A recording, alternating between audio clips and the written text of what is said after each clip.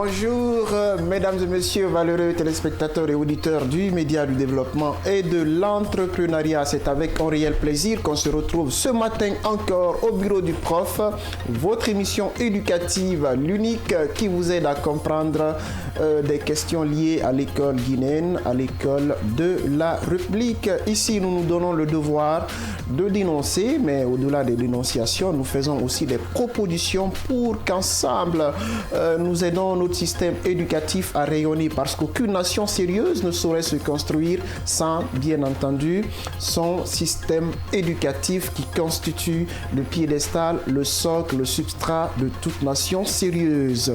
Et pour nous suivre, vous n'avez qu'à mettre le curseur sur le canal 410 ou tout simplement en modulation de fréquence 89.5 via la page Facebook du média, sur YouTube, sur Siam Info. On est omniprésent, voilà. Alors, cette émission, vous le savez, elle est faite pour vous, que vous soyez élève, enseignant, tout simplement passionné de l'éducation. Sachez que elle est faite pour vous, le bureau, l'émission Le Bureau du Prof. Alors, comme tous les matins, je suis accompagné de mes tonitruant chroniqueur. Bonjour, Monsieur Bangoura. Bonjour, El Professeur. Bonjour à Monsieur Tunkara. Bonjour également à notre mirifique invité. Et pourquoi pas bonjour à mes familles du côté de Nongo, maman Aminata Souma et Fatmata Nene, et Kamara, y compris mon formateur Alcine Kamal Kamaradi Toti. D'accord. Bonjour, Monsieur Tunkara, sapé comme jamais ce matin. Merci, bonjour El Professeur, bonjour Madame Idrissa Ba, bonjour Monsieur Bangoura. Et à la promotion, la 12e promotion sciences politiques de Symphonia, je rends un vibrant hommage à tout le monde.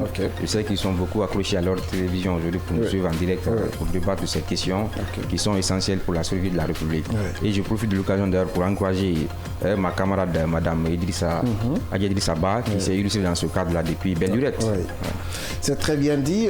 Et comme l'ont annoncé les chroniqueurs, ils ont marché sur ma langue. Ce matin, on a une invitée de taille, une invitée non des moindres, Adja Idrissa Ba. Elle est la présidente de l'ONG Impact Jeune. Aujourd'hui, nous avons jugé utile de l'inviter par rapport à une thématique spéciale qui n'est autre que la scolarisation des jeunes filles. Bonjour Adja.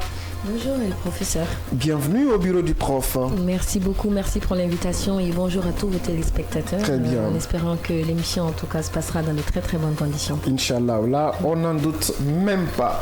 Alors bien avant d'ouvrir la chemise de la thématique du jour et donner la parole à notre invité, nous avons cette rubrique que vous connaissez qui est le mot du prof. Et le mot du prof consiste à élucider certaines règles de la langue française, puisque la langue française, j'aime souvent le répéter, c'est notre langue de travail, c'est notre langue professionnelle, donc il est tout à fait évident que l'on maîtrise ne serait-ce qu'à 90% certaines subtilités, surtout quand c'est à l'écrit, puisque à l'oral, le peut glisser à la place de là, on peut avoir des excuses, mais à l'écrit, non. Alors ce matin, à la demande de nos auditeurs, nous allons nous intéresser au groupe de verbes. Alors, en langue française, nous en avons combien?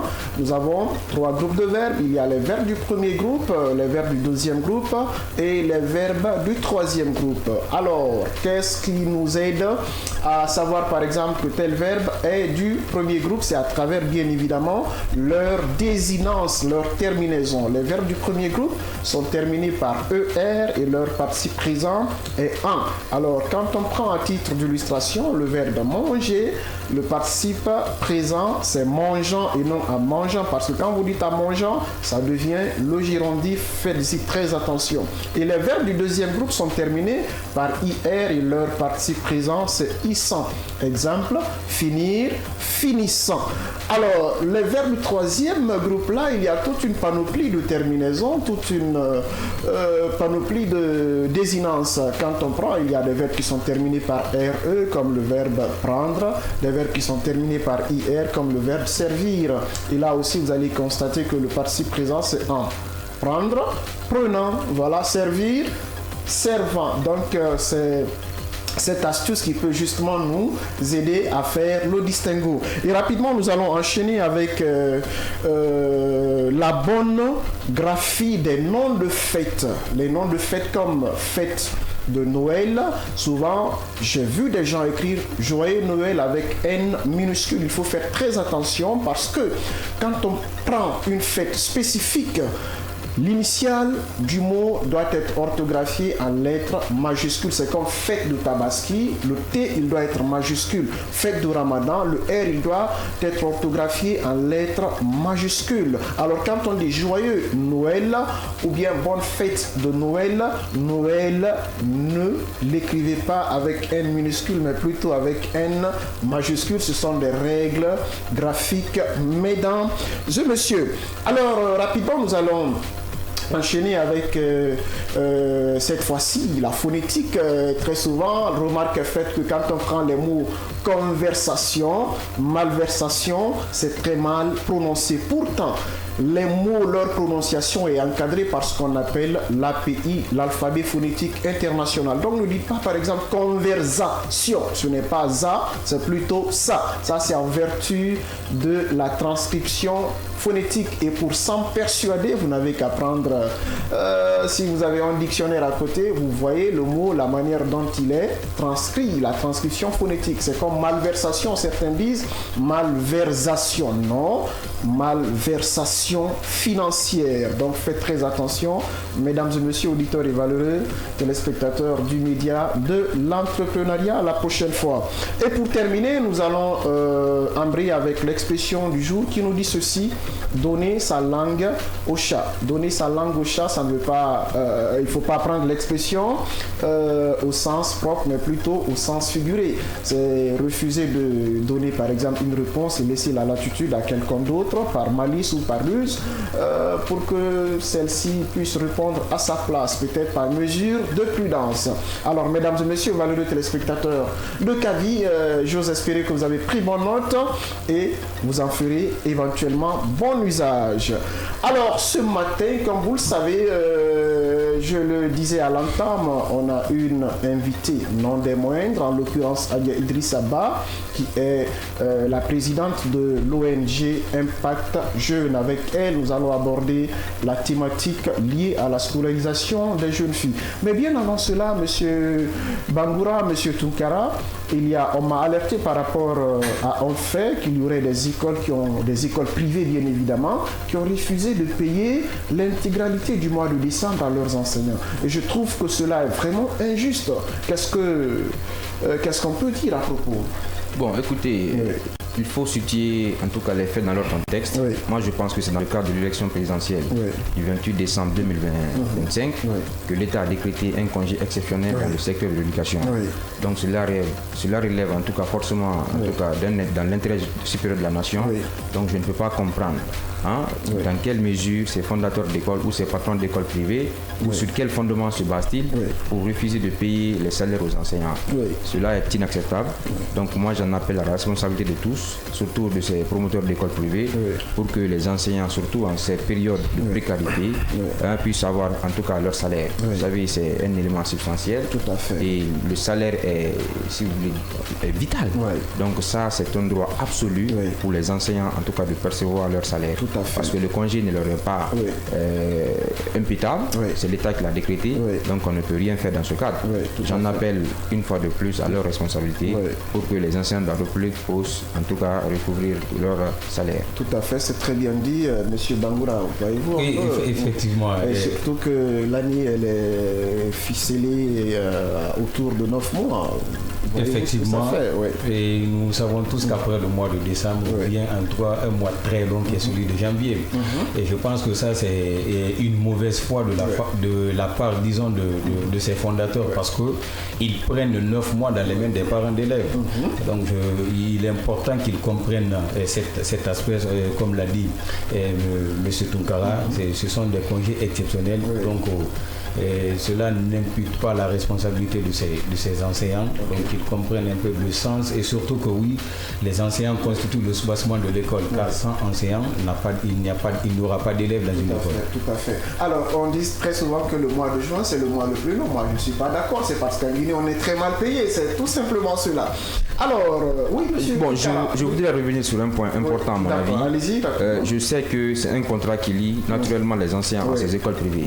Donc, s'ils ne sont pas satisfaits, ils peuvent en tout cas recourir aux autorités compétentes à saisir la justice pour qu'ils soient rétablis dans leurs droits. Tout à fait, c'est très bien dit. Alors, la scolarisation des jeunes filles représente un enjeu majeur d'égalité et de développement permettant leur émancipation personnelle et sociétale. Historiquement limitée par des préjugés, des structures inégalitaires, elle a progressé grâce à des réformes législatives et des efforts internationaux. En France, des lois comme celle de Guizot 1833 et Fallou 1850 ont ouvert l'accès à l'école primaire pour les filles, suivies par les réformes de Jules Ferry en 1881. Instaurant la gratuité et l'obligation scolaire sans distinction de sexe à l'échelle mondiale, le XXIe siècle marque une hausse significative des inscriptions avec des gains notables en Afrique subsaharienne où le taux de scolarisation des filles est passé de 73% à 89% depuis 1995.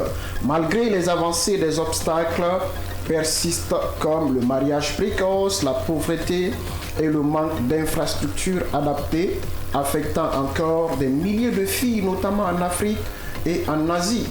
L'UNESCO note une augmentation de 22,5 millions de filles au primaire depuis 2015, mais des défis qualitatifs subsistent pour une éducation équitable.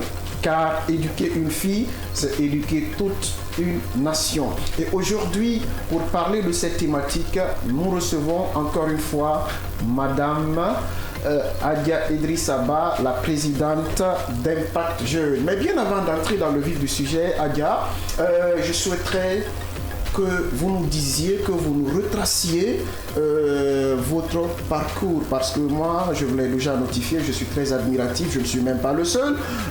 Beaucoup de Guinéens sont admiratifs de ce que vous faites avec vous à ce jeune âge, j'y arrive, vous accomplissez assez de choses. Est-ce qu'on peut connaître un peu votre parcours ? Merci beaucoup. Avant tout, en tout cas, je tiens à remercier ce média et surtout vous, Monsieur Barry, pour cet espace que vous créez pour des sujets aussi importants pour la nation. Alors moi, c'est, comme vous le mentionnez, c'est Adia Idrissa-Ba. Je suis militante depuis mon jeune âge. J'ai commencé à militer pour les droits des enfants. Donc, à 13 ans, j'ai commencé au niveau de la commune de Ratoma en tant que députée junior pour la scolarisation des enfants, justement, pour que tous les enfants soient scolarisés, pour qu'ils aient leurs droits, notamment qu'ils ne soient pas, en tout cas dans la rue, en train de déambuler et ne pas partir à l'école. Donc ça a été l'un de mes premiers combats. Puis ensuite, je me suis battue en 2015.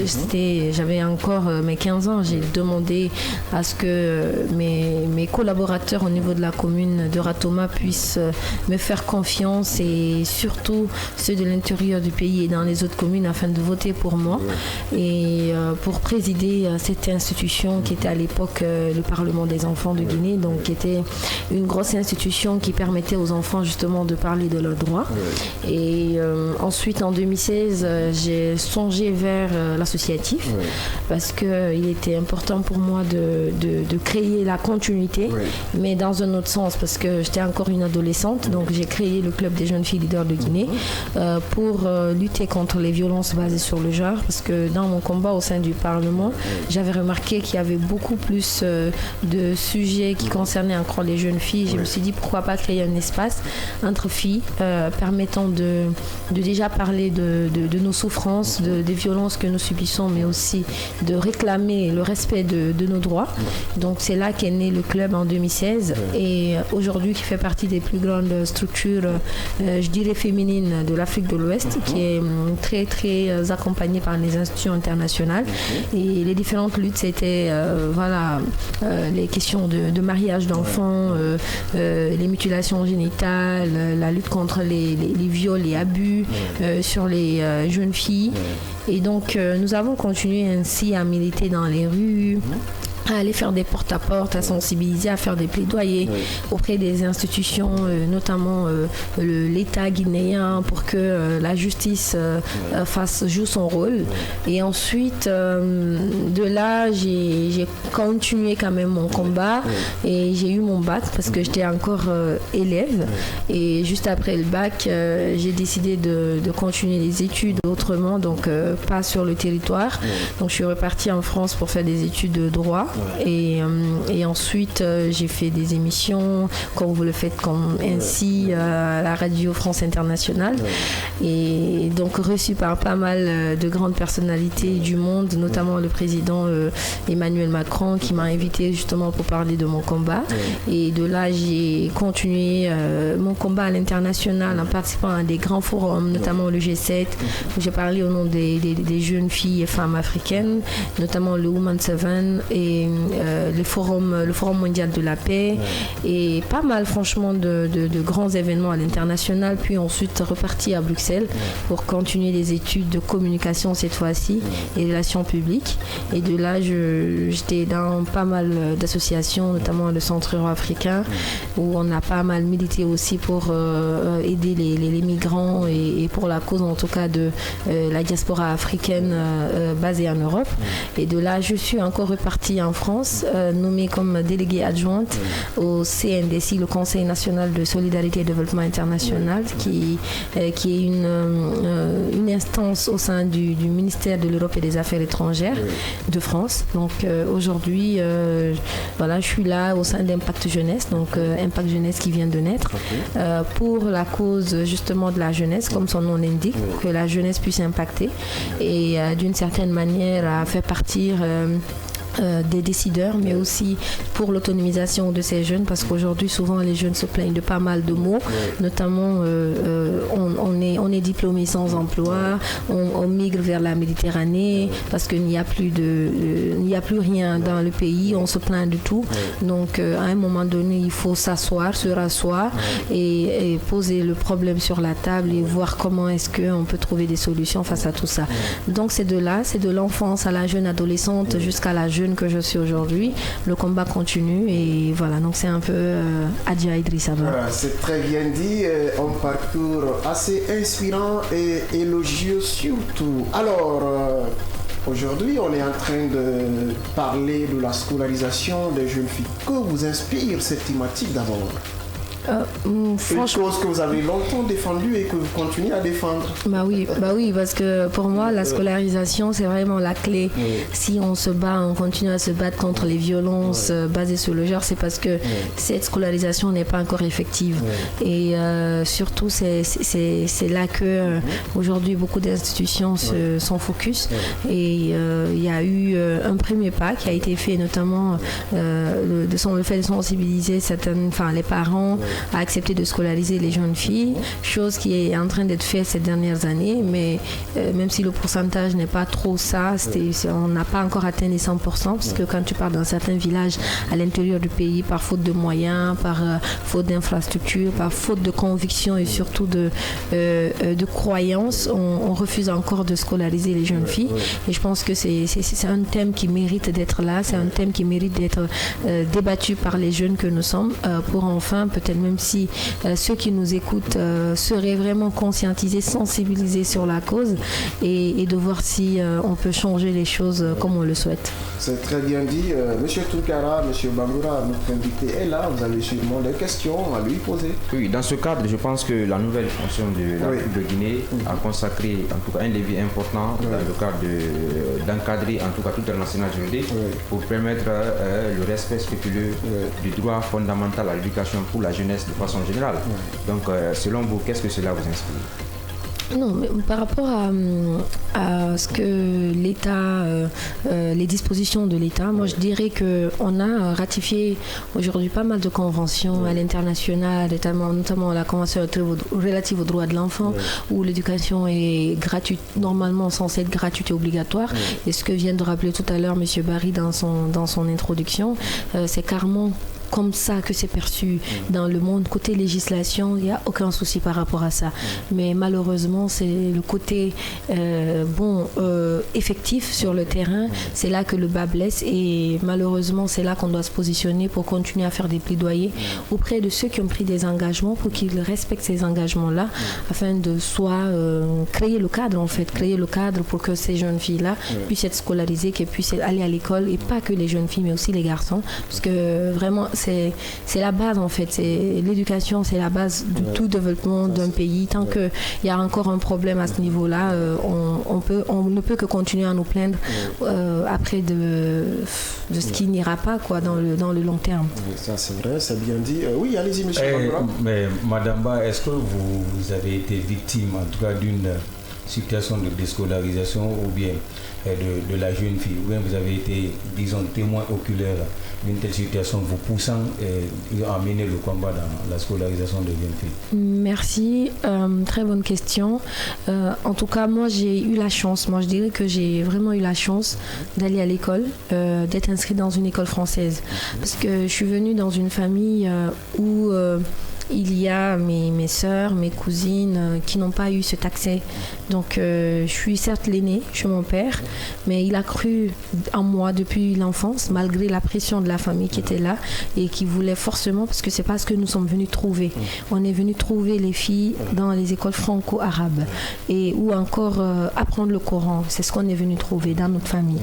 Donc c'est presque une première qu'une jeune, et surtout une fille, puisse aller dans une école française à travers moi. Donc c'était une sorte de pression, mais surtout un gros défi, non seulement pour mes parents, mais aussi pour moi, parce que on a dit, il y a eu des sobriquets dans la famille en mode vous avez perdu votre fille parce que vous l'avez inscrite dans une école française, elle n'aura pas la même mentalité, elle aura cette mentalité des blancs et tout, avec des idéologies qui vont détruire la famille et tout à cause de la scolarisation. Donc carrément c'est ce qui a fait aussi que je me suis battue, parce que à entendre tout ça je me suis dit mais c'est pas normal, parce que ces jeunes filles là aussi ont le droit d'aller à l'école. Pourquoi penser qu'être à l'école ou aller dans une école française, avoir son diplôme, c'est un danger pour la famille mais aussi pour la société, alors que c'est tout le contraire. Vous voyez, donc franchement, c'est l'une des choses qui m'ont motivée à me battre pour la cause des jeunes filles et voilà où on en est, quoi. Ça, c'est très bien dit. Monsieur Tunkara, je le vois. Oui, allez-y. Oui, naturellement, j'ai compris, en tout cas à travers ces explications, que ici le gros travail reste maintenant, en tout cas de mettre en place un moyen nous permettant de renforcer le suivi et l'évaluation en tout cas des politiques publiques en faveur de l'éducation des jeunes filles. Donc selon vous, quel est aujourd'hui le mécanisme que vous préconisez pour qu'on puisse avoir une institution aussi crédible qui puisse faire des évaluations régulières pour en tout cas avoir des statistiques qui puissent nous quand même montrer un peu l'évolution des choses? C'est bien de faire l'évaluation, mais c'est aussi bien avant l'évaluation de faire en sorte que ceux qui sont censés créer ce qui doit être évalué, qu'ils fassent ce travail. Parce que si on crée une cellule d'évaluation pendant qu'il n'y a pas le travail qui est censé être fait, et quoi évaluer? Qui peut évaluer quoi? Donc c'est la question qu'on peut se poser, mais moi j'encouragerais justement les institutions internationales qui sont basées ici, que ce soit les sociétés, les compagnies, ceux qui luttent pour que ce pays avance, qui puissent participer dans le développement de comment on appelle, la réussite de la scolarisation des enfants guinéens. Parce que quand tu pars dans un village où tu sillonnes des kilomètres et des kilomètres, tu as du mal même à observer, à voir une école, c'est extrêmement dangereux. Si je dis que c'est dangereux, parce que les enfants qui naissent dans ce village-là, ils sont abandonnés d'eux-mêmes dans le dernier village de Guinée. Et voyons seulement à Conakry, il y a des zones ici à Conakry où il y a des tonnes d'écoles privées et autres. Il y a, est-ce que c'est le même système? Est-ce que c'est la même éducation? Est-ce que c'est la même valeur ajoutée? Il y a des gens qui commercialisent cela, mais tant mieux.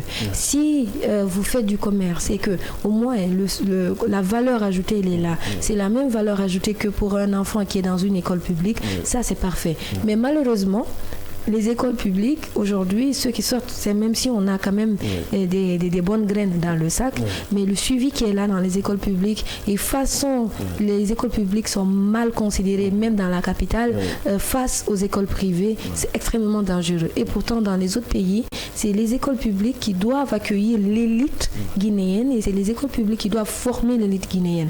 Mais là, c'est tout à fait le contraire. Alors, je pense qu'il faut se battre pour non seulement guérir le système qui est là, construire de nouvelles infrastructures pour permettre à tous les enfants guinéens d'avoir accès à l'école. Que ce soit les écoles privées, ils peuvent continuer, je ne sais pas qu'est-ce que la législation prévoit pour eux, pour elles et tout, mais les écoles publiques, s'assurer de la gratuité effective et de l'accessibilité surtout, de l'accessibilité de ces écoles-là pour ces enfants. C'est là que le bas blesse. Il y a beaucoup de quartiers ici qui se plaignent de manque d'écoles publiques. Et on sait un peu évidemment quelles sont les zones où il n'y a vraiment pas d'école publique. Et ça, il faut arrêter cette inégalité. Il faut penser à ces zones qui sont dans le besoin, parce que ces enfants aussi, ce sont des Guinéens. Ce ne sont pas des Maliens, ce ne sont pas des Ivoiriens, mais ce sont des Guinéens. Et tout enfant a le même droit, qu'il soit à Conakry, qu'il soit à Yomo, qu'il soit à Massanta, dans le dernier village, ils ont droit à avoir accès à un établissement sain, de qualité, et qui les forme pour faire partie vraiment de l'élite guinéenne et qui va participer au développement de ce pays. C'est très bien dit, qui va participer au développement de ce pays. Alors moi j'ai une petite question pour Adia, c'est la scolarisation des jeunes filles, les exhorter à aller jusqu'à l'université, ça se heurte à cette pesanteur sociale qui est celle, excusez, aujourd'hui j'ai ma voix, elle est complètement prise, elle est enrouée, je suis grippé, mais j'essaie de forcer.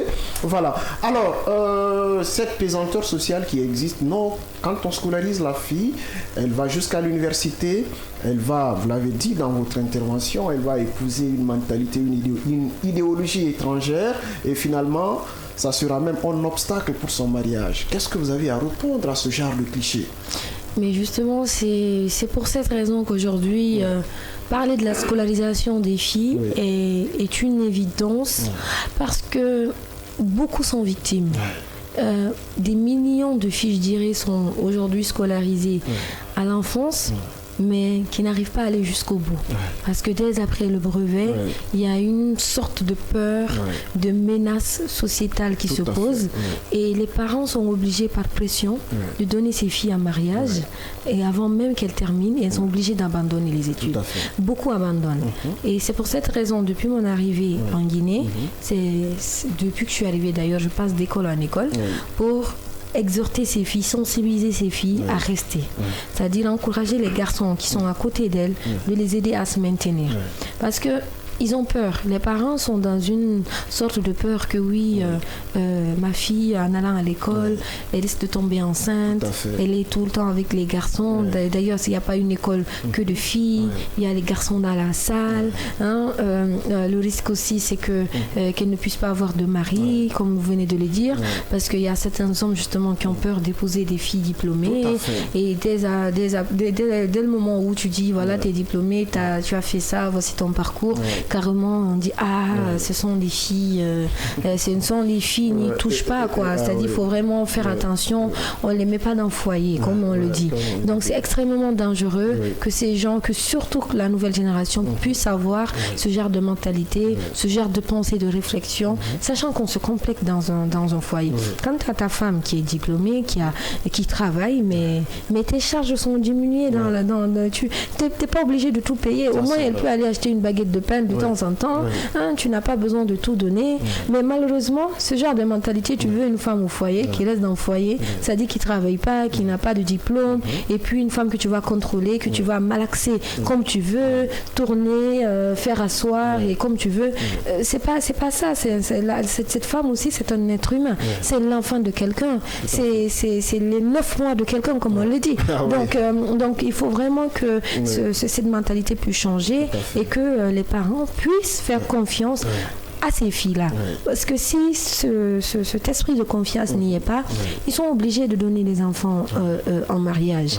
Mais s'ils font confiance, moi personnellement, on m'a fait confiance. Je suis restée à l'école, mais parce que je me suis battue, j'étais toujours première et mon père, la condition pour que je fasse mes activités, c'est que j'ai 16 de moyenne. Au brevet, j'étais classée 23e de Conakry, mention très bien. Et le bac, malgré que je faisais tout ça, toutes ces activités, j'étais toujours première de ma promotion.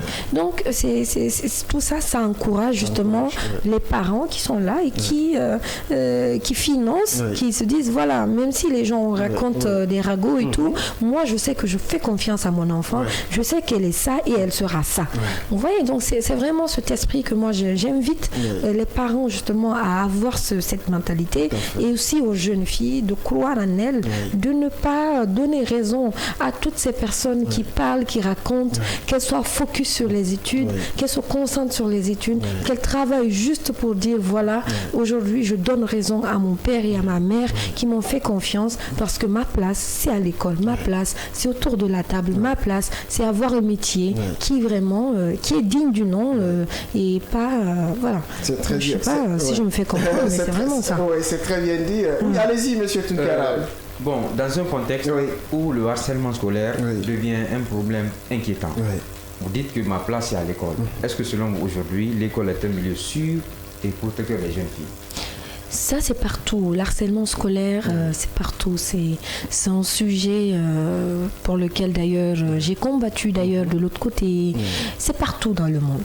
L'harcèlement scolaire, c'est un espace. Vous voyez, partout, il y a 2, 3, 4, 5 personnes. Il y a forcément un type d'harcèlement qui ressort. Et en plus, tous les jours, du lundi au vendredi, de 8h à 14h, vous êtes ensemble. Il y a forcément des enfants qui ne savent pas ce que c'est que l'harcèlement, qui harcèlent.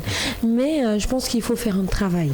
Et ce sont les encadreurs dans les différents établissements qui doivent sensibiliser les enfants sur l'importance sur les conséquences de l'harcèlement et surtout inviter les enfants à s'unir, à se donner de la force, à se soutenir et à ne pas se lyncher l'un contre l'autre. Parce que c'est là que tout s'apprend. L'école, c'est comme on le dit, l'école, c'est là que tout s'apprend. Et quand tu apprends à harceler ton ami, ton camarade, mais vous sortez de l'établissement, quand vous terminez les études, ce sont les mêmes personnes qui vont se retrouver sur les réseaux sociaux à harceler les gens sur les réseaux sociaux. Ce sont les mêmes personnes, même dans leur cadre de travail, qui vont se mettre à harceler soit leurs collègues de travail et autres. Donc tout s'apprend là. Donc ce sont les encadreurs qui doivent prendre des mesures pour vraiment soigner cela dès là-bas. Même si dans une classe de 50 à 100 élèves, on ne peut pas éduquer tout le monde, les parents aussi ont leur part de responsabilité. Comme j'aime le dire, c'est les parents, il ne faut pas juste dire ok, le matin j'envoie mon enfant à l'école, à 14h je viens le récupérer, c'est terminé, l'éducation se limite là. Non, c'est très faux. L'école n'éduque pas sur tous les plans. L'école te montre le chemin à prendre, mais c'est les parents qui éduquent, qui mettent les bases et les racines. Et si eux ils démissionnent face à leurs responsabilités, ils sont en train ils ont mis au monde quelqu'un qui non seulement ruine ses camarades à l'école, mais aussi dans l'avenir qui va ruiner les citoyens et qui sera un éternel perturbateur. Tout à fait, un éternel perturbateur. Vous êtes au bureau du prof, votre émission éducative. Aujourd'hui, on est en train de parler de la scolarisation des jeunes filles.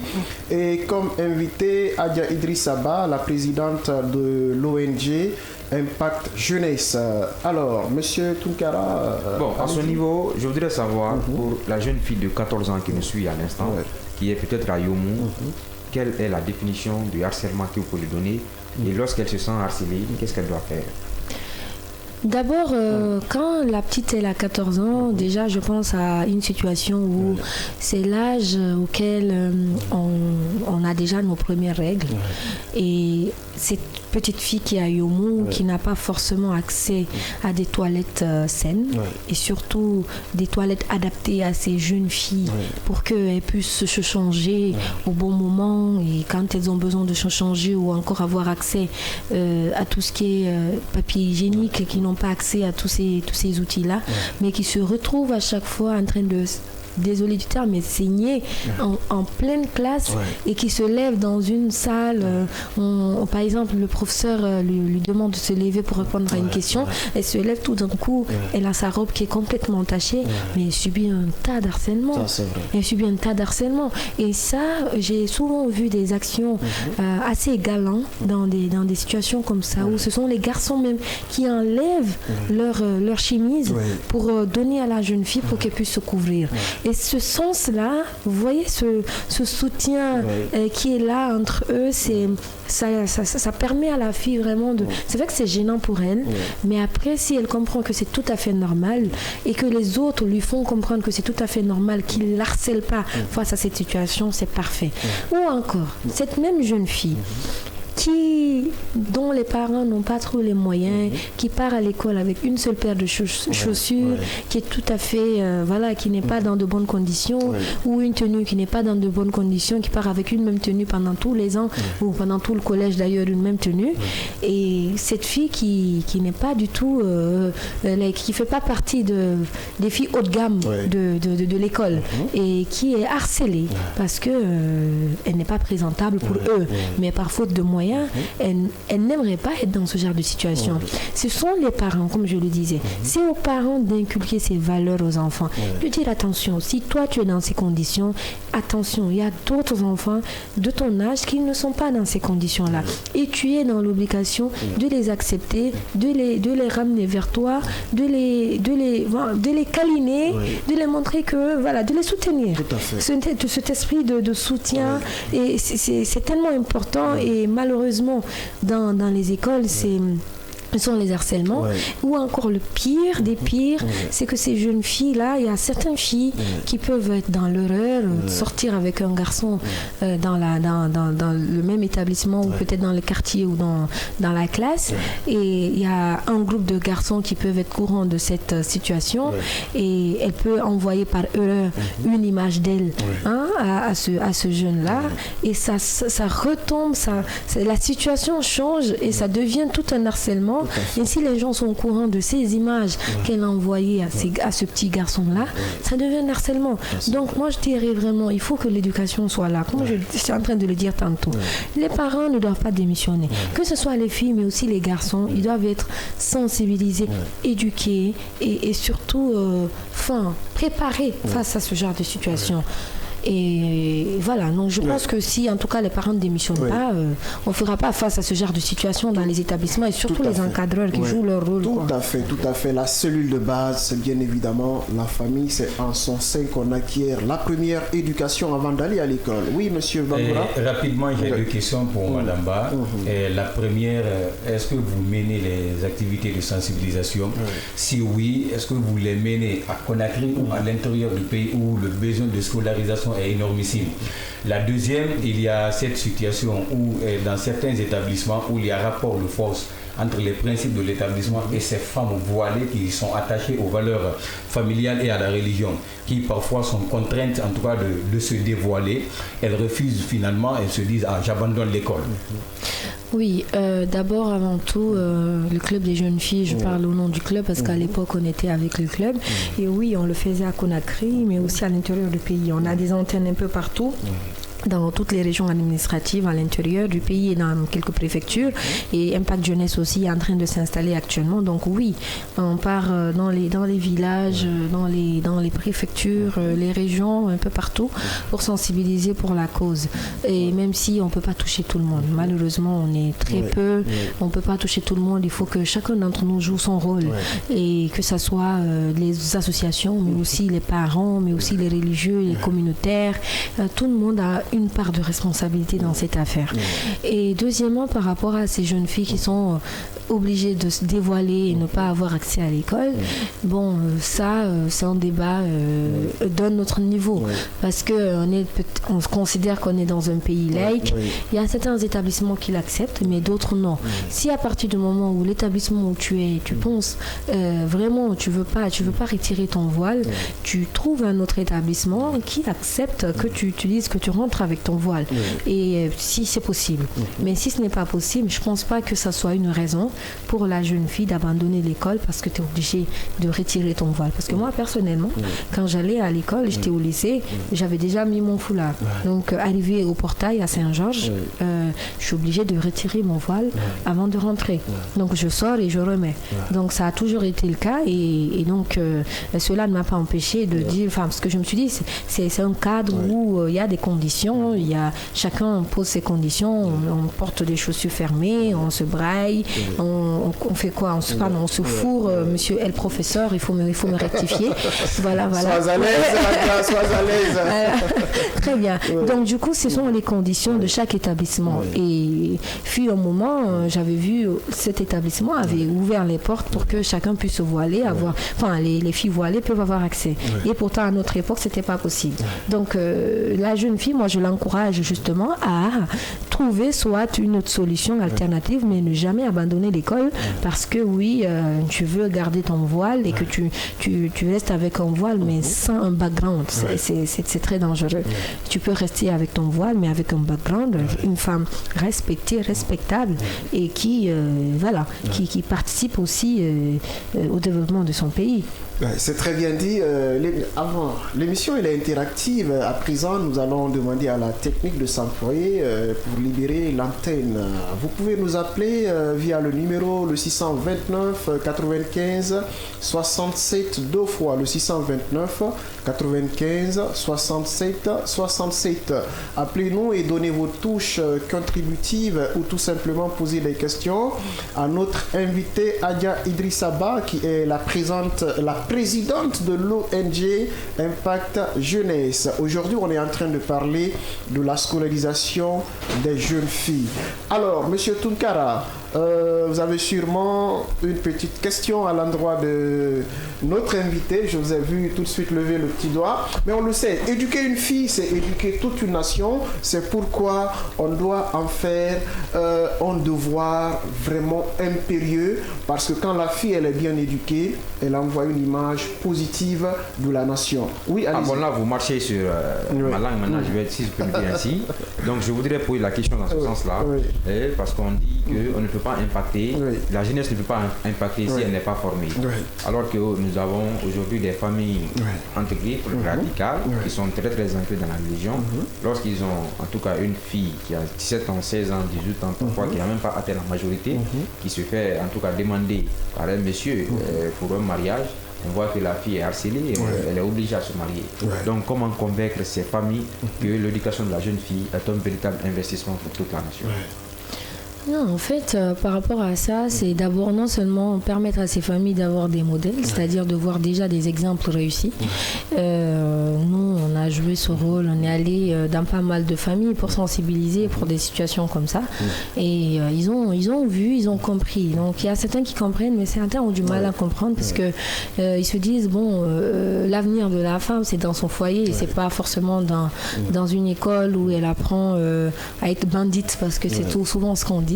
Mais moi je dirais que par rapport à cette situation, il faut continuer le combat, il faut continuer à sensibiliser les parents pour qu'ils comprennent que ces jeunes filles-là, comme tu l'as dit, c'est investir dans leur éducation, il y a forcément un retour en investissement. Parce que une jeune fille qui est diplômée, qui travaille, mais elle va donner de temps en temps quelque chose à ses parents, ou encore, en tout cas, elle reste la fierté de non seulement sa famille, mais ses parents surtout qui ont investi en elle. Et pour ça, souvent des situations qui se posent, c'est que ces jeunes filles-là, aujourd'hui, elles sont obligées d'abandonner l'école parce qu'elles ne peuvent pas suivre les deux chemins à la fois, non seulement le mariage, mais aussi l'école. Parce que dès le moment où elles tombent enceintes, c'est difficile pour elles de continuer. Mais il y a certains quand même il y a un bon nombre de personnes qui réussissent à accumuler les deux, mais difficilement. Difficilement, parce que moi, par exemple, je partageais la même classe quand je faisais le bac avec une jeune fille qui était déjà mariée, qui était enceinte, qui passait tout son temps à dormir en classe. Et d'ailleurs, elle n'avait pas eu le bac parce que, oui, c'est dur, c'est normal qu'elle n'ait pas le bac. Parce qu'elle passait tout son temps, parce qu'elle était enceinte. Et pourtant, elle était dans une grande école. Donc, c'est sûr que le pacte qui était signé, c'est que, ok, tu vas la marier, mais tu vas la laisser continuer. D'accord, je la marie, mais voilà, j'ai quand même fait mon travail et je paye ses frais de scolarité. Mais voici le résultat. C'est-à-dire, elle est hyper intelligente, mais malheureusement, son état ne lui permet pas de se concentrer, même si les conditions sont là, mais toutes les conditions ne sont pas créées pour qu'elle puisse étudier. Donc, c'est un exemple pour moi, et je me dis, si les parents arrivent à comprendre qu'au moins laisser les filles jusqu'au bac, au moins l'université, comme on sait un peu comment ça se passe à l'université, elle peut s'organiser avec. Parce que 18 ans, souvent, c'est l'âge auquel on fait le bac. Et s'ils acceptent jusqu'à ce que la fille puisse terminer au moins cette partie, c'est bon, elle peut rattraper. Même si elle perd une année, l'année suivante, elle peut aller et faire la première ou la deuxième année et tout. C'est faisable. Mais c'est encore recommandé de laisser la fille aller jusqu'au bout de ses études avant de se marier. Mais après, si l'âge, selon la loi, c'est 18 ans, après 18 ans, on ne peut plus rien faire. Il y a certaines filles qui retardent justement parce que elles peuvent avoir 18 ans pendant qu'elles sont encore au collège, elles peuvent avoir 18 ans pendant qu'elles font la 11e et tout, et que voilà, c'est déjà, vu qu'on lutte contre ça, ils se disent à 18 ans déjà, t'as le permis, tu peux déjà te marier, donc c'est bon, et toutes les conséquences, déjà tu n'apprends rien, tu comprends rien, à l'école on n'a pas trop espoir, on ne fait pas trop confiance en toi, donc c'est le mieux de te marier, et on t'investit dans un mariage, donc il faut que la mentalité change, il faut vraiment qu'on sensibilise les gens sur ces questions-là, qu'on les montre des modèles. Moi j'ai mon modèle à moi, il y a beaucoup aussi qui me prennent comme modèle, donc je suis sûre et certaine. C'est qui ton modèle, Alors moi j'ai pas mal de modèles. À l'époque, vous savez, moi je suis à l'époque quand j'étais au Parlement des enfants, j'étais très proche de Hadja Rabiatou Serra, parce que c'est une paix à son âme, c'est une femme qui m'a beaucoup aidée.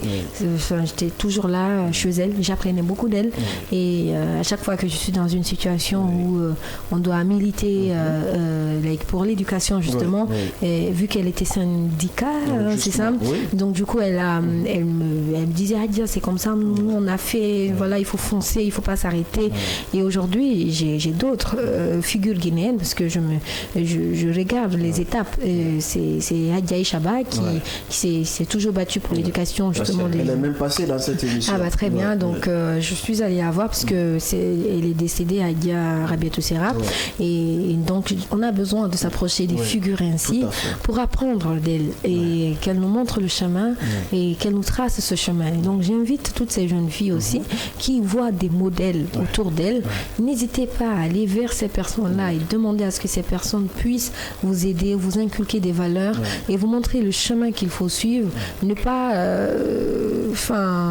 faire face aux épines qu'elles ont fait face, et c'est là l'importance en fait d'avoir des modèles. C'est très bien dit. Vous pouvez nous appeler via le numéro du standard, le 629 95 67, deux fois le 629 95 67 67.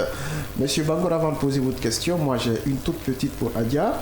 Est-ce que il y a des jeunes filles qui viennent vers vous et elles ont le complexe de déclarer leurs problèmes à autrui, mais qui vous font confiance, qui viennent vers vous pour que vous leur prodiguiez des conseils afin de les tirer du problème dans lequel elles sont? Oui, elles sont nombreuses. Elles sont nombreuses, que ce soit à travers les réseaux sociaux, que ce soit directement. À l'époque, c'était ça. Disons, le club des jeunes filles, c'est cet espace qui a été créé pour ça. Donc, pour permettre à ces jeunes filles de venir exprimer leurs douleurs, les violences auxquelles elles font face, afin qu'on puisse les aider à trouver des solutions. Donc, personnellement, oui, je reçois pas mal de filles qui viennent vers moi, et nous, on fait preuve de discrétion, et l'anonymat qui est là, et on essaie vraiment de les accompagner, et sans pour autant en tout cas afficher leur vie sur les réseaux et autres. Donc on essaie vraiment de sauver pas mal de vies dans l'ombre. Donc elles sont nombreuses qui sont là, et ou encore des fois on part échanger avec les parents de ces dernières pour les rassurer que leurs filles ont des ambitions, et que leurs filles ont vraiment envie d'aller très loin. Elles ont envie de devenir des grandes personnes, de les laisser continuer les études. Donc on essaie de faire ce travail aussi souvent dans l'ombre, où on rencontre des familles dans des situations comme ça. C'est très bien. Oui, allez-y, monsieur Baba. Et tout de suite, vous preniez l'exemple sur cette jeune fille qui était en état de famille en situation de classe, qui somnolait ou dormait. Pour moi, il y a un cas contraire de cette camarade de classe que j'ai connue au nom de Fanta Kaba à l'époque, qui était aussi en situation de famille en terminale l'année 2013 du côté du lycée qui est l'actuel, Djibril Tamsir Niane, qui était aussi la meilleure des filles. Et finalement, elle était la seule qui a réussi à l'époque. Maintenant, ma question porte sur, disons, ces filles qui sont aujourd'hui en train de mordre le doigt ou les doigts pour avoir refusé, disons, un tel mari lorsqu'elle étudiait. Donc, qu'est-ce que vous dites, en tout cas, du cas de ces filles?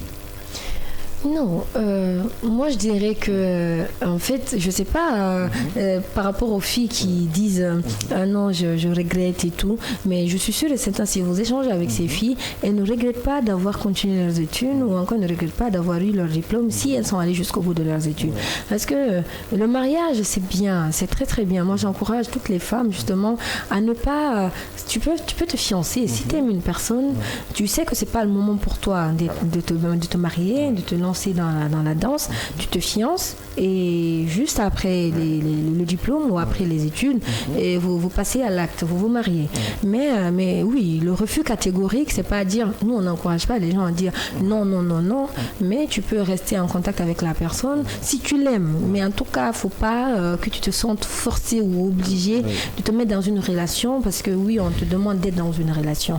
Donc nous, ce qu'on demande, on encourage justement les jeunes filles à attendre. Mais on les encourage pas à tout mettre dans l'eau et à gaspiller leur chance. Si elles ont une chance avec quelqu'un, avec une personne qui les aime et qu'elles aiment, et ben, fondez quelque chose, apprenez à vous connaître de temps en temps et jusqu'à ce que le bon moment soit là, parce que c'est d'ailleurs important aussi de donner du temps pour que vous vous connaissiez, que tu connaisses c'est qui la personne et l'autre aussi exactement, et que les familles se connaissent dans le respect. Et souvent il y a des cas comme ça où j'en ai connu, où tu es fiancé à une fille qui est encore au collège ou au lycée et tu attends le bon moment et pour passer à l'acte, j'en ai connu plein, et souvent qui sont même des parrains même, qui deviennent même qui jouent le rôle même du papa et de la maman en ces temps-là. Souvent ce sont ces fiancés-là qui prennent en charge, même s'ils sont de bonne foi, qui prennent en charge même la scolarisation de la fille jusqu'à ce qu'elle ait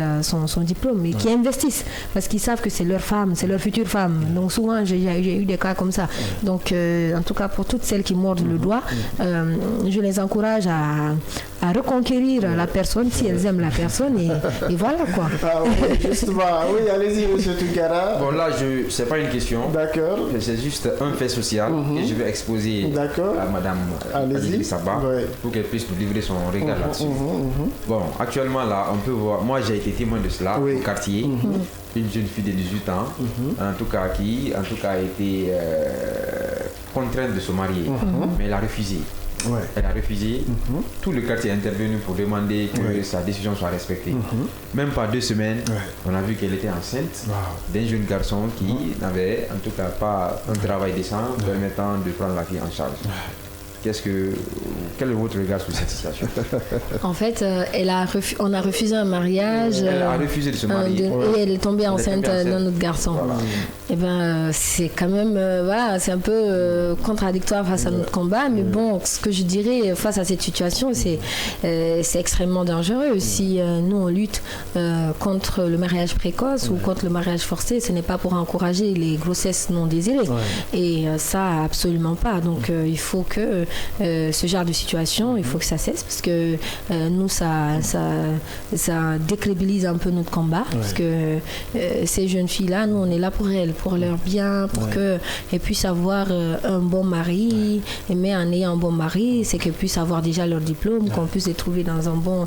déjà prêtes à marier, quoi, c'est-à-dire qu'elles aient l'âge, qu'elles soient d'accord avec le mariage.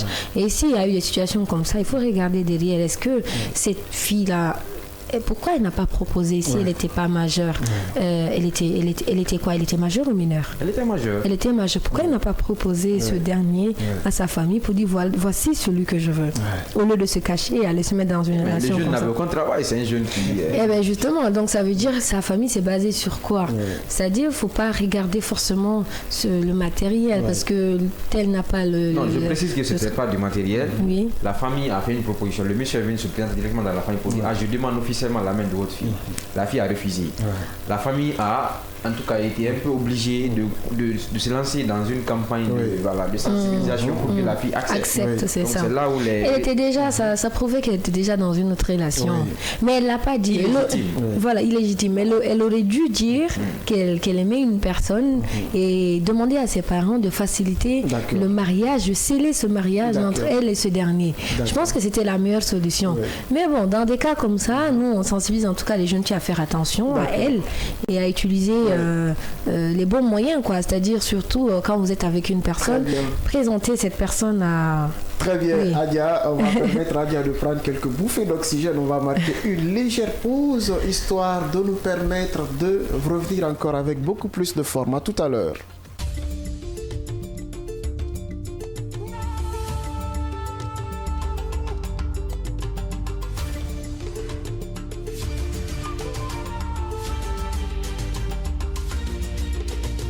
Kavi TV, la télé du développement.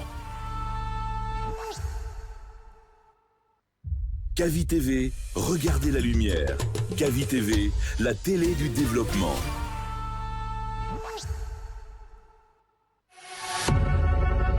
Vous pouvez désormais suivre l'ensemble de nos programmes via notre application disponible sur Play Store et App Store. L'information est le meilleur carburant pour faire fonctionner les machines pour un développement durable. La photographie de l'actualité, c'est aussi sur siaminfo.com, notre plateforme dynamique. Bonsoir, bienvenue dans ce nouveau rendez-vous hebdomadaire de Tour d'Europe. Une qualification pour la Coupe du Monde en 2026 vient rapidement au mois de mars. Ça va nous permettre, si ils arrivent à achever le stade du 28 septembre. Mais ça lui permettrait de se frotter à des très grands joueurs, l'un des meilleurs au monde.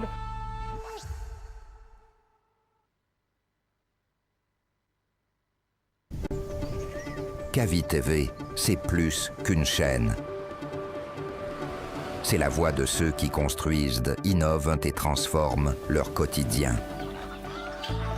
Reportages, magazines, débats, documentaires. Chaque contenu est pensé pour informer, éduquer et éveiller les consciences. Agriculture, éducation, santé, environnement, entrepreneuriat. Les vrais enjeux du développement sont au cœur de notre mission. Kavi TV, la télévision de développement, proche des réalités, tournée vers l'avenir. Informer pour agir. Inspirer pour grandir. Rejoignez-nous sur Kavi TV. Featuring avec Maman Sonia, pourquoi le choix sur elle et pourquoi aussi faire plusieurs featuring dans ce même projet? Je trouve que j'ai l'atout quoi. Okay. Je peux tout donner pour le pays, pas seulement pour ma propre personne. Okay. Donc c'est ce qui me pousse à le faire. You give me time and you're taking my energy, bringing it out, showing who I am. Let me just stop here and say God made it. I thank you. Aputu barama beremi, skinny barama pizza dong.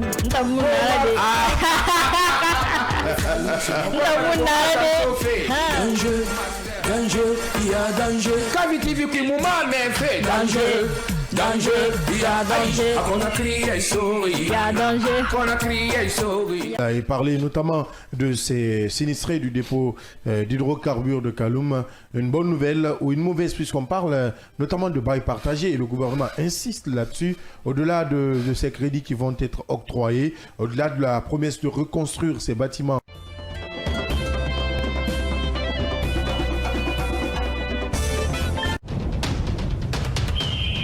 Retrouvez toute l'actualité sur Kavi Media, Kavi TV, Bouquet Star Times 113, Bouquet Canapus 410, Siam Info, site d'information générale en 5 langues. Reportages, décryptage, débat, culture et actualité. Kavi TV, c'est l'Afrique qui s'informe, l'Afrique qui s'exprime. Et toujours en simultané sur Kavi Radio, la 89.5. Une plateforme digitale. Kavi Media, l'information au cœur de l'action. Kavi Media, le média du développement.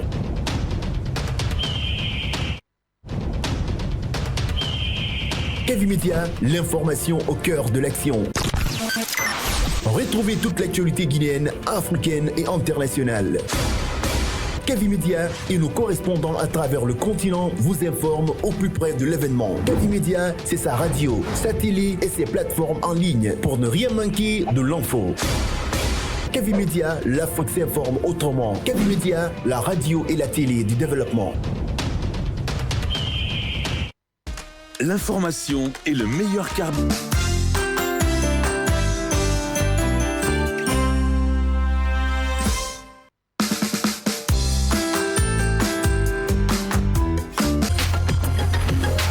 Nous revenons de plein pied au bureau du prof pour continuer à expliciter la thématique du jour, la scolarisation des jeunes filles. Et pour parler de ce sujet, pour parler bien évidemment de ce thème, nous avons comme invité Adia Idrissa Ba. Elle est la présidente de l'ONG Impact Jeunesse. Vous le savez très bien, éduquer une fille, c'est éduquer une nation.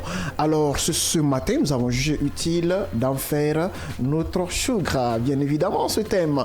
Et l'émission, comme vous le savez, elle est interactive. Vous pouvez nous appeler via le 629 95 67 67. Le 629 95 67 67.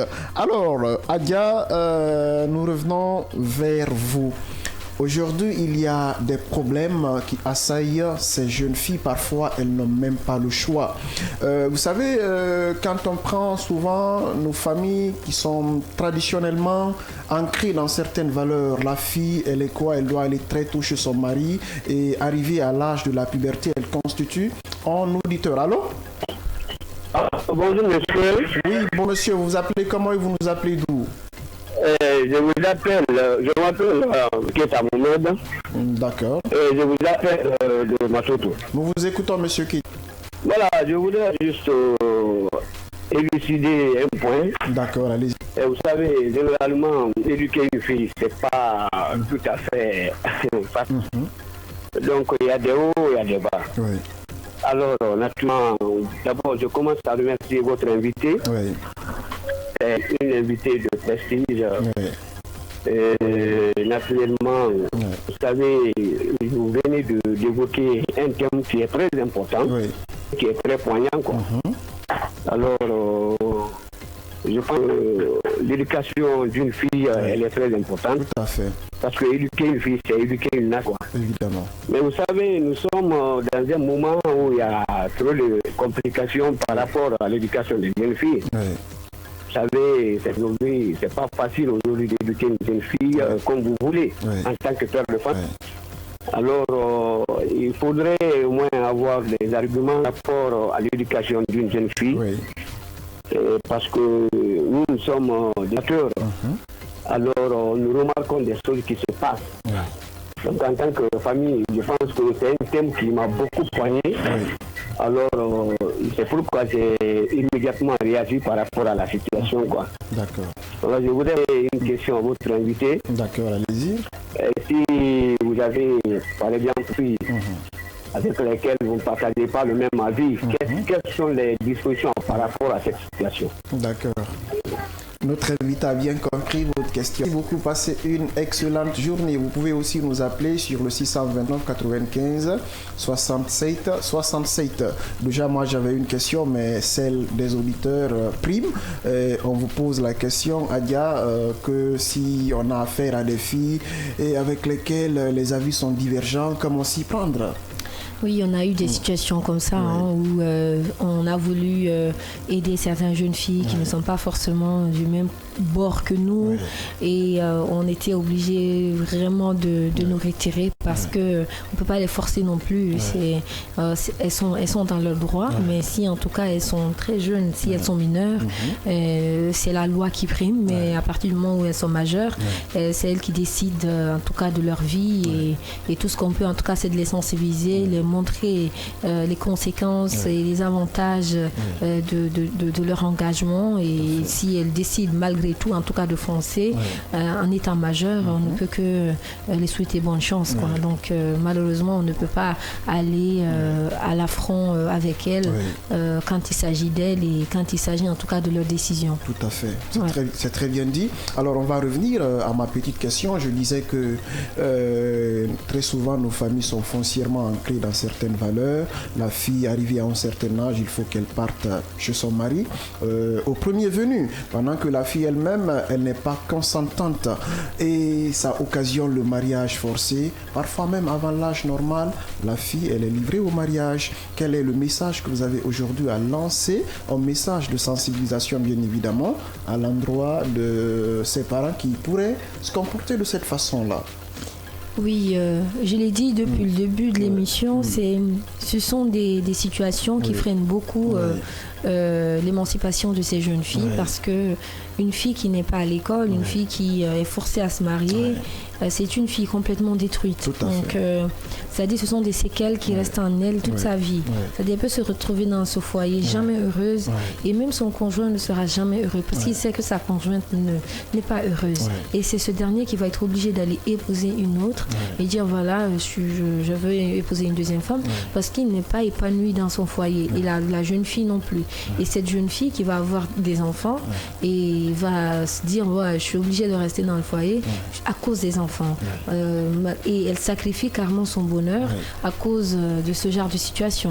Donc je pense que c'est important que les parents comprennent que le mariage forcé et précoce, c'est pas vous qui allez dans ce genre de foyer, c'est la fille qui est concernée et c'est elle qui vit les souffrances, c'est elle qui endure tout. Et souvent, il y a certains qui regrettent, parce que quand ils voient que la fille, si elle, en tout cas, elle joue pas son rôle de femme au foyer, son mari soit la violente ou soit la renvoie tout le temps chez ses parents et revient avec une charge chez ses parents. Et donc là, est-ce qu'ils vont dire encore non, il faut quitter chez nous? Même s'il y a certains parents qui sont hyper cruels, qui disent à la fille de sortir déjà de chez eux et elle se retrouve nulle part, elle est obligée de repartir encore chez ce dernier. Donc tout ça c'est occasionné par le début. Donc si le départ est mal fait et malheureusement ça n'ira pas trop loin et même si ça part loin, c'est avec beaucoup de sacrifices, c'est avec des vies sacrifiées, des bonheurs sacrifiés et c'est pas ce que nous souhaitons.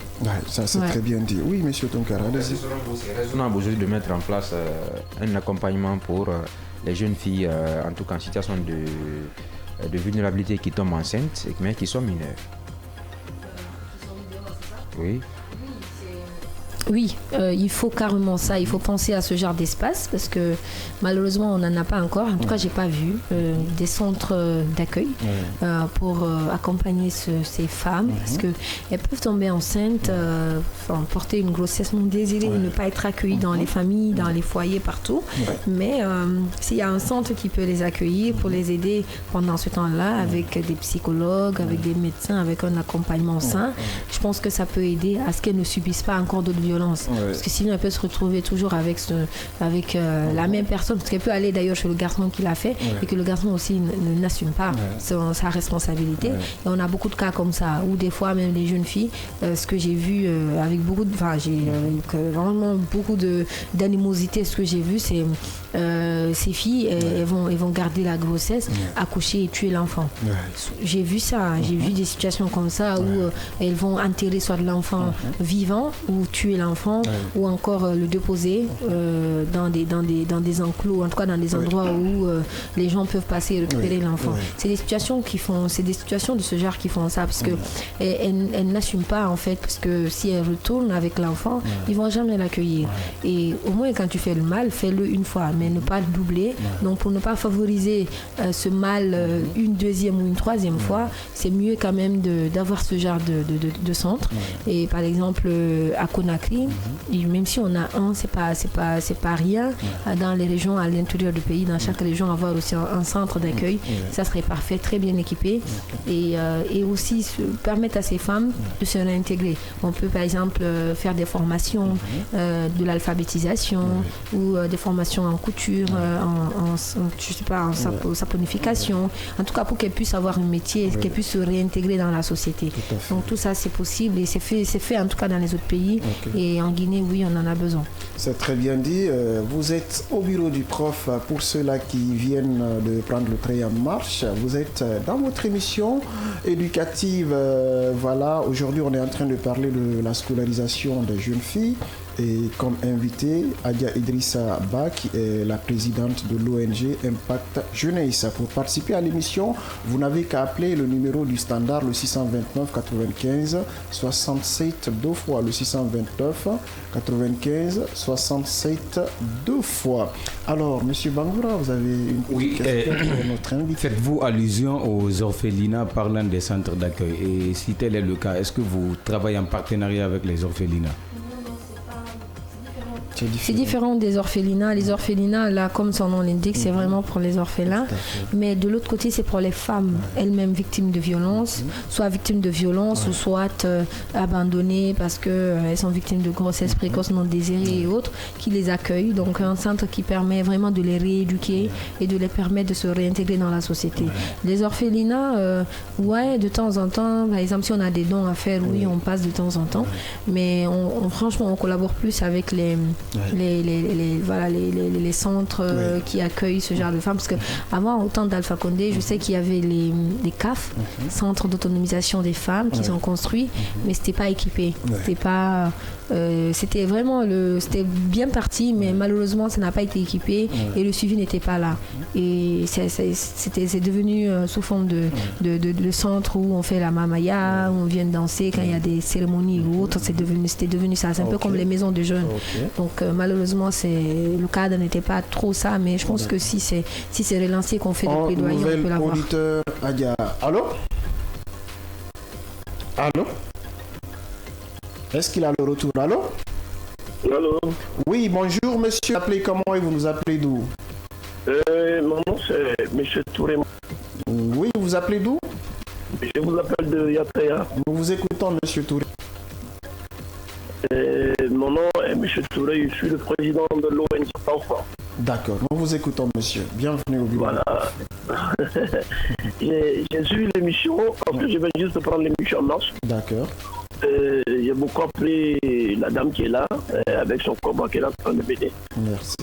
Alors, moi, je suis humanitaire ici. Combien de fois les petites filles sont un peu lassées par les parents. Parce que moi, ça me fait mal de voir une petite fille qui tombe sous la tête en train de marcher durant toute une journée sous le soleil. Et très mal. Moi, je disais que d'une part, les parents sont complètement, certains parents, parce que je ne vais pas généraliser, sont complètement désengagés pour la formation de leurs enfants. Et pourtant, l'avancement d'une nation, c'est les femmes. Quand les femmes se prêtent, c'est les femmes qui donnent l'éducation. Alors, si on les forme comme ça, et puis ces petites filles, les laisser, et moi, humanitaire, ça me fait très mal.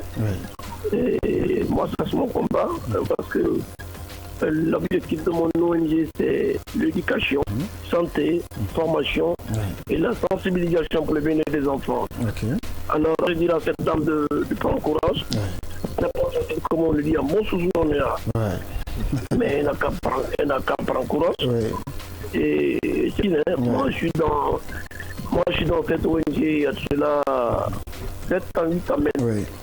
Et je salue M. Zakaria de Kaby FM, lui c'est un ami. Le directeur des programmes. Exactement. Voilà, le nom de mon ONG, c'est lui qui a créé, parce que quand il a soumis l'idée, c'est lui qui a créé le nom. Il dit voilà, dis donc, on prend ce nom-là. ONG, enfin. Et moi, je dirais vraiment, à l'État aussi, il a qu'à s'impliquer pour accompagner des ONG, parce que c'est pas facile. Des ONG se battent ici. Les ONG se battent, ils contribuent pour le développement de cette nation. Et comme cette dame qui est là, elle se bat pour accompagner les jeunes filles. Et moi, je suis là, je me bats pour accompagner les enfants. Mais si nous ne sommes pas accompagnés, c'est un peu difficile. Alors moi, je l'apprécie beaucoup. Merci. J'apprécie beaucoup et pour vous aussi. L'émission du courage, mon frère. Merci beaucoup. C'est pas facile et je vais continuer à vous suivre d'autres idées encore, je vais revenir, Inch'Allah. Il n'y a pas de problème. Merci beaucoup, Monsieur Touré. Une bonne journée. Vous pouvez aussi nous appeler via le numéro du standard, le 629 95 67 deux fois. Il faut dire que c'est la dernière représentation du bureau du prof au cours de cette semaine. On se retrouvera la semaine prochaine, mais uniquement les samedis parce que le scanner aussi doit signer très bientôt son retour. Alors, aujourd'hui, on est en train, comme vous le savez déjà, de parler de la scolarisation des jeunes filles. J'ai une petite question pour notre invité. Est-ce que Adia pense aujourd'hui à sillonner les différentes écoles, penser à une journée spéciale de sensibilisation des jeunes filles? Parce que dans les écoles, il y a un sujet très souvent qui est étiqueté de tabou. Est-ce que vous passez parfois leur expliquer afin qu'elles comprennent, éviter ça? Est-ce que vous avez pensé à cela? Oui, franchement, ça a été un bel exercice depuis que je suis arrivée. J'ai sillonné beaucoup d'écoles, pas toutes, mais en tout cas à Conakry, à Koya, à Kindia.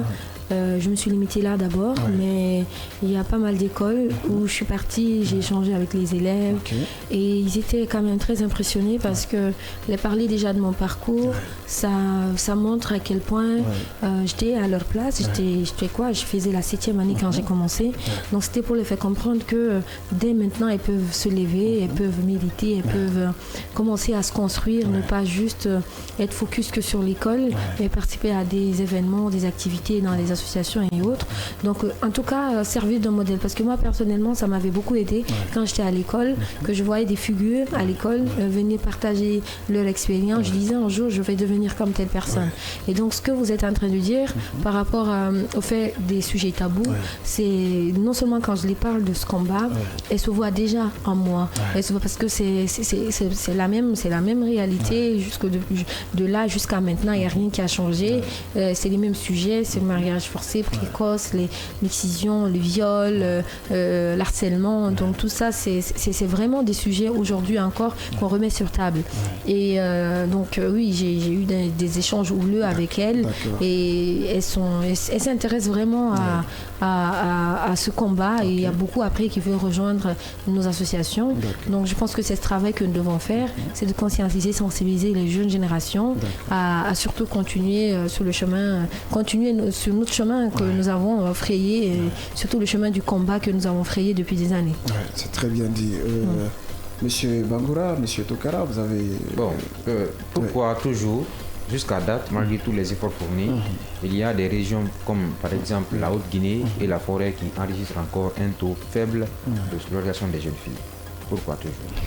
D'ailleurs, moi je dirais pas que la Haute, que c'est seulement la Haute et la Guinée forestière. Moi, je dirais d'ailleurs même que c'est toute la Guinée.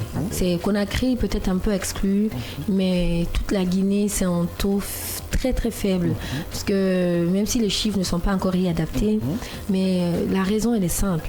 Déjà, l'inaccessibilité des infrastructures, c'est un véritable problème. Les enseignants, malheureusement, très mal payés. Et ensuite, l'école, ce n'est pas forcément... La plupart des jeunes qui vont jusqu'au bout des études ne sont pas employés. Ils sont en train de faire des taxis-motos ou encore autour du café. Ça n'encourage pas les autres parents à amener leurs enfants. Ils considèrent cela comme une perte de temps.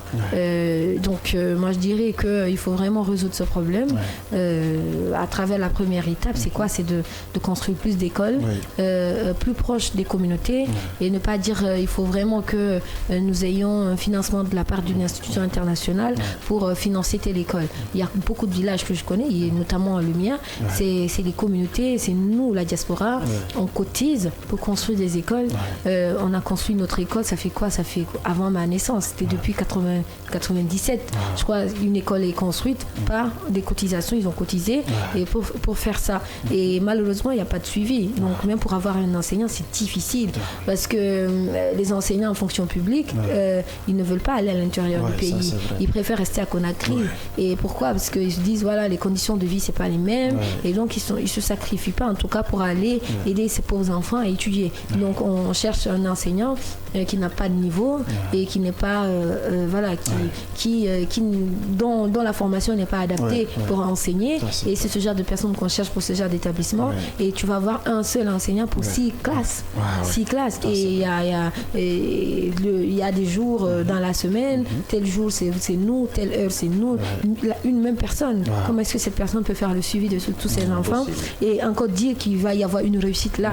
Donc il faut vraiment je pense qu'il faut que l'État puisse revoir sa politique afin de construire plus d'établissements et amener plus d'enseignants en fonction publique. Je ne sais pas comment ça se passe là-bas, mais en tout cas encourager les fonctionnaires à partir à l'intérieur du pays, équiper ces écoles, les outils numériques actuellement, adapter ces établissements aux outils numériques actuels pour que, en tout cas, on ne se perde plus.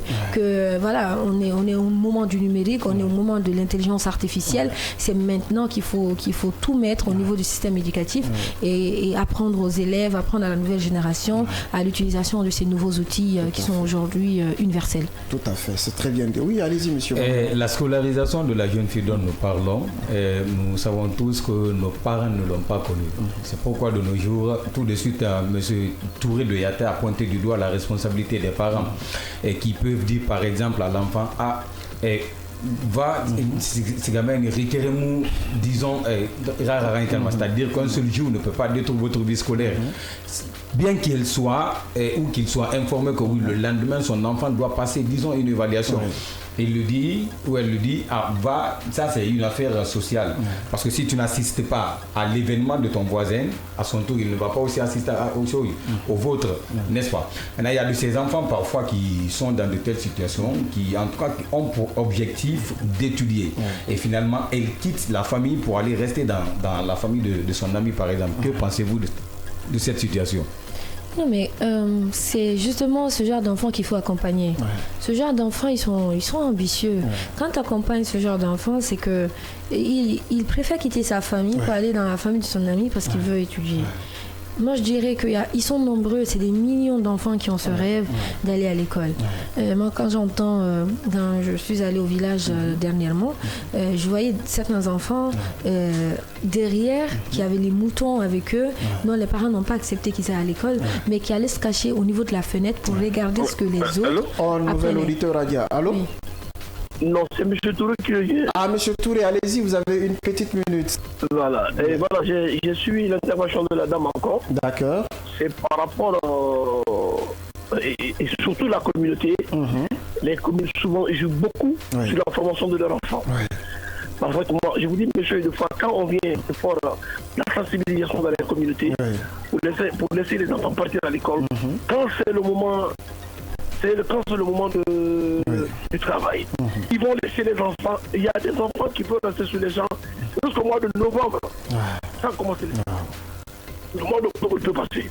Alors, tout récemment, l'ouverture nous a été dans un petit village. Non, je me retiens pas du nom du village. J'ai discuté avec le chef de village. Mais j'ai dit, monsieur, c'est que vous êtes en train de... Attends, quand nous avons quitté la grande route pour venir jusqu'au village ici, tous les enfants, vous avez oublié, tous les enfants que nous avons mis à l'école ici, les 250 qu'on a mis à l'école, la majeure partie, on les a mis dans vos gens. Ils sont en train de dire, mais vous avez perdu votre formation. Laissez ces enfants partir à l'école. Car vous n'avez pas eu la chance de partir à l'école. Si les enfants ont eu la chance de partir à l'école, il y a les ONG qui viennent pour nous accompagner, pour que ces enfants aient une formation, laissez ces enfants avoir une bonne formation. Ne pas dire que chaque fois ils vont aller au champ. Comme la dame a dit. Vraiment, il faut que les parents comprennent. Qu'ils connaissent d'abord l'importance de l'école. Si vous voulez que vous êtes là aujourd'hui, c'est parce que vos parents vous ont laissé partir à l'école. D'accord. Voilà. Merci beaucoup, monsieur Touré, pour votre attention de qualité. Passez une excellente journée. La toute dernière question, c'est même pas une question, c'est juste un appel. Quel est l'appel que vous avez à lancer aujourd'hui à l'endroit des jeunes filles, des parents d'élèves, pour qu'on fasse de la scolarisation des jeunes filles une réalité, la priorité des priorités? Vous avez une petite minute. Merci beaucoup. En tout cas, après tout ce qu'on a dit en résumé, moi j'appellerais en tout cas aux parents de faire confiance en leurs filles et de ne pas faire de différence, de scolariser ses filles, de les laisser aller jusqu'au bout de leurs études, mais aussi penser à regarder les modèles en fait, regarder les modèles de femmes qui ont réussi dans le monde et dire voilà, un jour mon enfant sera comme elle et ne pas créer une différence entre le petit garçon et la petite fille. Et à ces jeunes filles aussi de s'assurer que en tout cas que la confiance que les parents nous ont portée, qu'on ne les déçoive pas et aller briller à l'école, briller au sein de la société, travailler dur pour dire voilà papa, maman, ce que tu as fait, tu as investi en moi et aujourd'hui je te rends l'appareil. Donc c'est ce que je dirais en tout cas. Très bien, le message tombera dans de bonnes oreilles. On avait au bureau du prof ce matin Adia Idrissa Ba, la présidente de l'ONG Impact Jeunesse. Ça a été un plaisir. Merci Monsieur Bangoura. Merci El Professeur, merci à Madame Ba et bonne suite pour le combat. Merci Monsieur Tunkara. Merci Monsieur Hassan, merci à Adia Idrissa Ba. On se retrouve surtout le samedi prochain à 14h. Voilà. Merci à toute la technique qui nous a accompagnés dans la réalisation de cette émission. Était là pour la présentation, appelez-moi tout simplement Alpha Hassan Bari ou El Professeur. Au revoir.